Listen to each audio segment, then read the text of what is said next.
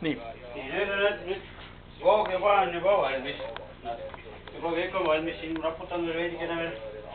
Seda suhkur peale siin veel. Nii. Nii. Ja nüüd ma kontrollin. Üks on juba mul ahjus siin. Vaatame kontrollin. Kui asi käib. Ma olen nüüd video, kui pea kokk tegutseb siin. Üks on juba valmis siin, hakkab saama.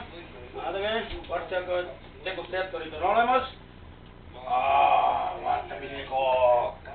Assa! Jätkame, vara veel. Ta peab veel natukene aega. Vaata kella. Veel peab 10 minutit käima, siis hakkab vast valmis saama. Nii. See kook läheb ka ahju.